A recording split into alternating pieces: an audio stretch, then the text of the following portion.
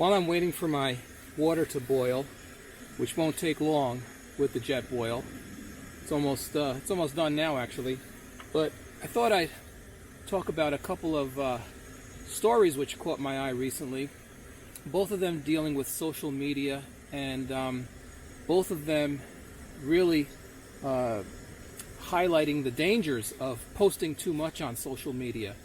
The more disturbing of the two stories was out of Japan, where a 21 or 20-year-old pop singer who was being stalked online by one of her obsessed fans. What this guy did was follow her social media with such an intensity that he realized one of her photos contained a reflection in her eye, in her iris, and when he enlarged it, he was able to make out a detail, and I believe, if memory serves, it was of a train station. So by using Google Earth, he was able to actually determine which train station it was, and by looking at other photos, other selfies that she had posted over the previous few weeks, he pretty much knew where she lived, what train stops she took, and unfortunately he acted on that, met her at a train stop, assaulted her, was subsequently arrested, but because of that selfie that this girl posted that contained that reflection, he was able to piece all this together. And the other story is along, the same line where in Asia, apparently, it's very popular to give a V for victory sign when you're taking a selfie or, being photographed by someone else.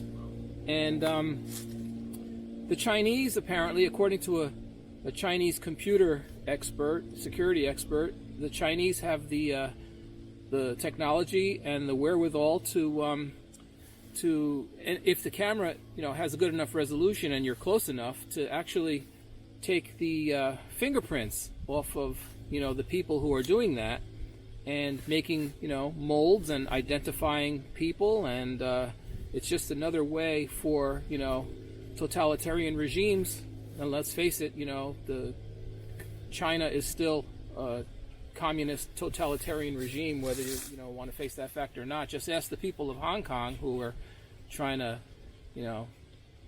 cut the tentacles that are creeping across the frontier there.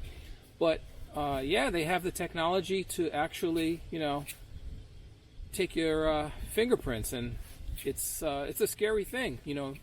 People getting their photos scrutinized to such a degree that it really, I don't know, I don't understand why people have the need to post so much personal detail about themselves on these social media accounts. I mean, it used to be that if you wanted to find something out about someone, you would have to hire an investigator, and that person, would have a heck of a job, have to physically go out and follow people around and, check public records and private records, and, now just go to someone's Facebook account or Instagram account, and chances are everything you need to know about that person is right there.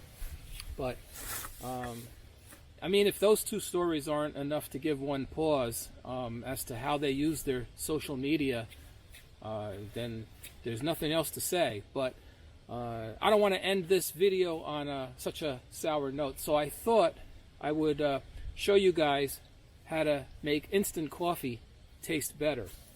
Now, I don't generally drink instant coffee. I like my coffee, but when you're out here, instant coffee is convenient. You can put it in your bag and just forget about it, and 2 years from now you could probably still consume it.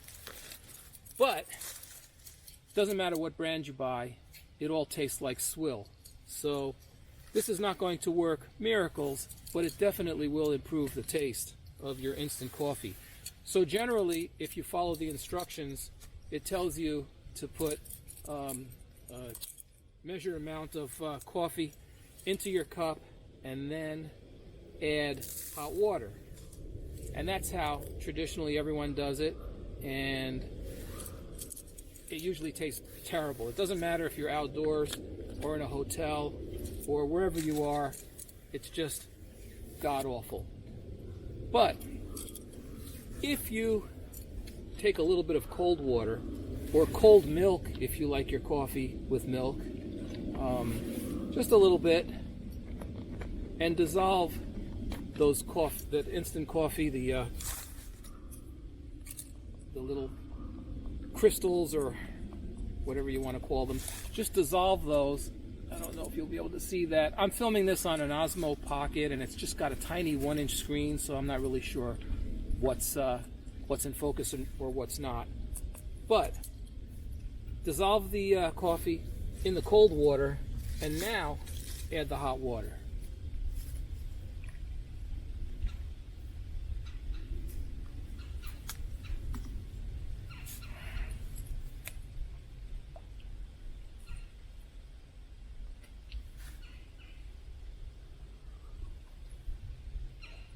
It just tastes so much better. I've done side by side, doing this and not doing this, and again, this is not going to win any awards, but if you're forced, whether in a hotel room or out here, in the woods, the wind has just kicked up, and a lot more leaves are starting to fall. But whether you're out here or in a hotel room or wherever you happen to be, and if you're forced into having to drink instant coffee, this is a good way to make it a little more palatable.